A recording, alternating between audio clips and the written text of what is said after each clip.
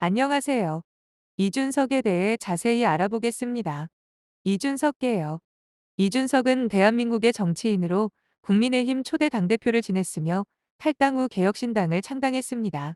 그는 2024년 제22대 총선에서 경기도 화성시을 지역구에 출마하여 당선되었습니다.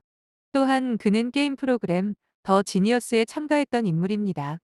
이준석의 정치 활동. 국민의힘 초대 당대표로 선출되었습니다. 탈당 후 개혁신당을 창당했습니다. 2024년 제22대 총선에서 경기도 화성시을 지역구에 출마하여 당선되었습니다. 이준석의 일상 모습.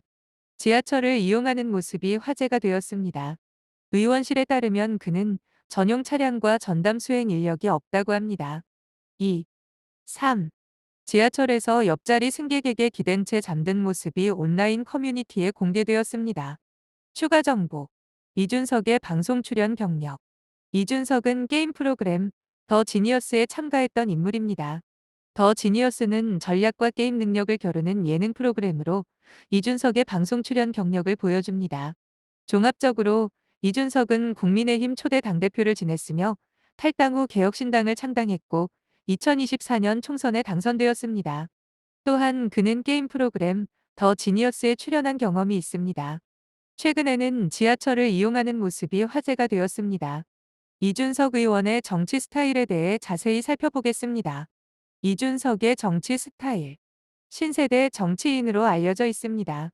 논리성과 명확성을 바탕으로 한 정치 스타일을 보여줍니다. 서구 젊은 지도자들과 유사한 정치 스타일을 가지고 있습니다. 전용 차량과 전담 수행 인력 없이 지하철을 이용하는 등 대중교통을 이용하는 모습이 화제가 되었습니다. 이준석의 정치 행보. 국민의힘 초대 당대표로 선출되었습니다.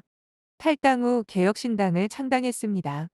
2024년 제22대 총선에서 경기도 화성시을 지역구에 출마하여 당선되었습니다. 추가 정보. 이준석의 방송 출연 경력. 이준석은 게임 프로그램 더 지니어스에 참가했던 인물입니다. 더 지니어스는 전략과 게임 능력을 겨루는 예능 프로그램으로 이준석의 방송 출연 경력을 보여줍니다. 종합적으로 이준석 의원은 신세대 정치인으로 알려져 있으며 논리성과 명확성을 바탕으로 한 정치 스타일을 보여주고 있습니다. 또한 그는 전용 차량과 전담 수행 인력 없이 지하철을 이용하는 등 대중교통을 이용하는 모습이 화제가 되었습니다. 이준석 의원의 정치 행보와 방송 출연 경력을 통해 그의 정치 스타일을 엿볼 수 있습니다. 이준석 의원의 성격에 대해 자세히 살펴보겠습니다. 이준석의 성격. 강직하고 원칙주의적인 성격을 가지고 있습니다. 계파 정치를 싫어하며 자신의 관계가 과거의 계파와 다르다고 강조합니다. 논리성과 명확성을 중요시하는 성향을 보입니다. 젊은 정치인으로서 새로운 정치 스타일을 보여주고 있습니다. 이준석의 정치적 관계. 박근혜, 김종인, 유승민 등 보수 정치인들과 정치적 관계를 맺고 있습니다. 그러나 계파 정치를 싫어하며 자신의 관계가 과거의 계파와 다르다고 강조합니다. 이재명 후보와의 관계에 대해서는 복잡한 양상을 보였습니다. 추가 정보. 이준석의 방송 출연 경력. 이준석은 게임 프로그램 더 지니어스에 참가했던 인물입니다. 더 지니어스는 전략과 게임 능력을 겨루는 예능 프로그램으로 이준석의 성격과 능력을 엿볼 수 있는 기회였습니다.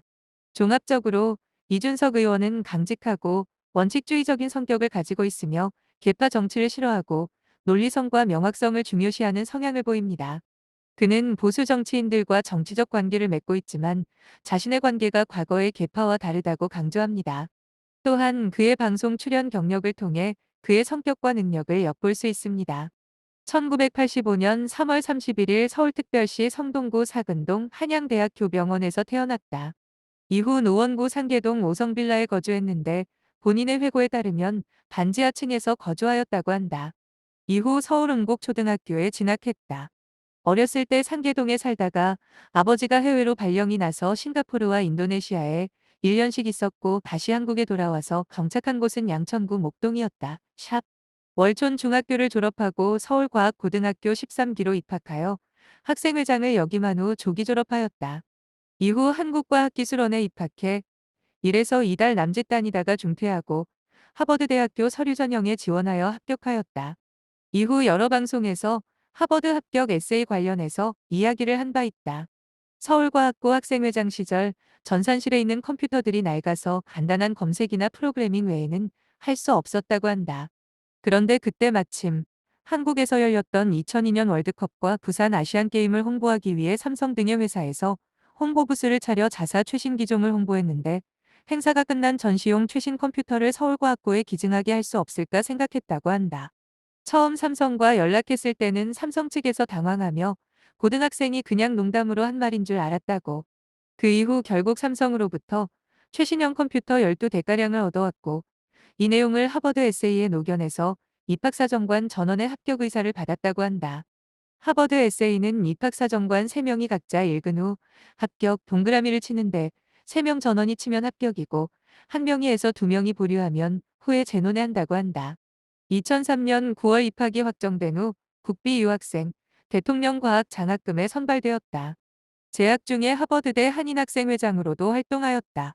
하버드 입학기 TVN 강연. 하버드 재학 당시 동기 금수저들은 방학만 되면 호화 여행을 떠나는데 본인은 생활비를 벌기 위해 학기 중에도 주에 20시간씩 컴퓨터 수리 알바를 했다고 한다. 1학년 여름방학 때 아버지의 친구인 유승민 당시 국회의원의 의원실에서 인턴으로 근무한 적이 있었다. 훗날 2021년 유승민 의원이 매불쇼에 출연해 대담을 나누는 와중 의원실 인턴 이준석은 어땠냐고 패널이 물어보자 뭐. 별 기억 없는 거 보면 별로 열심히 안 했던 것 같다고 자당 당대표를 디스를 하기도 했다.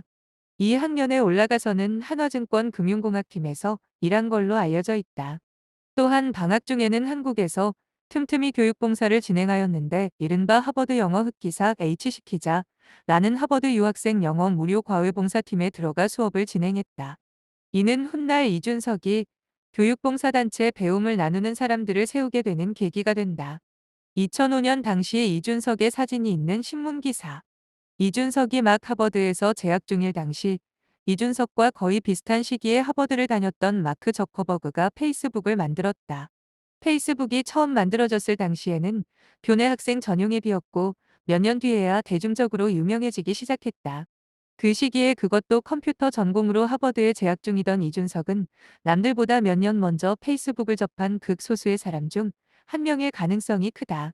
2007년 6월 하버드 대학교에서 컴퓨터과학 학사 학위와 경제학 학사 학위를 취득했다.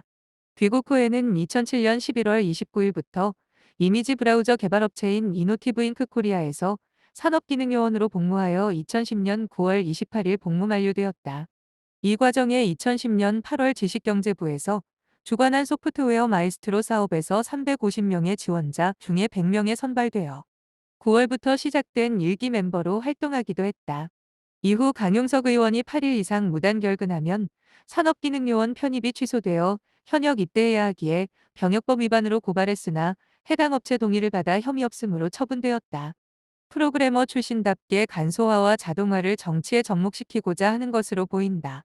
새로운 보수당 시절 온라인 당원 가입 시스템 외주 견적을 냈더니 5천만 원을 달라고 하기에 그냥 내가 만들어봤더니 이틀 만에 되더라. 그럼 내 일당이 2천만 원이냐며 정치에 붙어서 이득을 취하는 소위 업자들을 비판했다. 당시 정당 중복 가입 방지 필터링과 탈당 기능까지 넣었다고 한다. 모 유저가 국민의힘 온라인 당원 가입 시스템이 잘 안 된다고 하자 미안.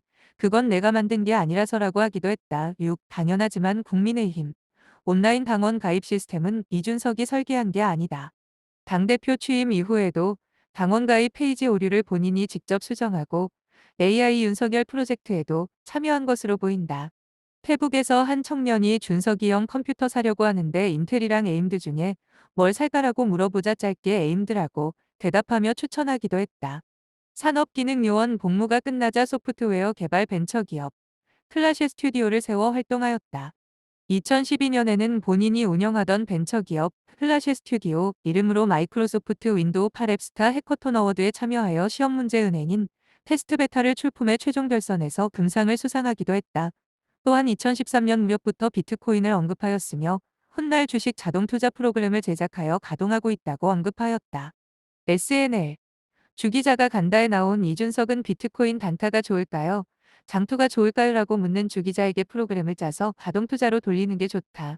단타던 장투건 비트코인 시세 쳐다보느라 다른 걸 못하기 때문이라고 답했다.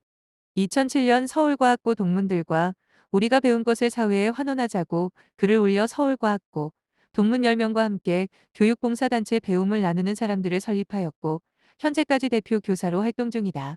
모토는 배워서 남 주자기회의 사다리를 세우자. 이다.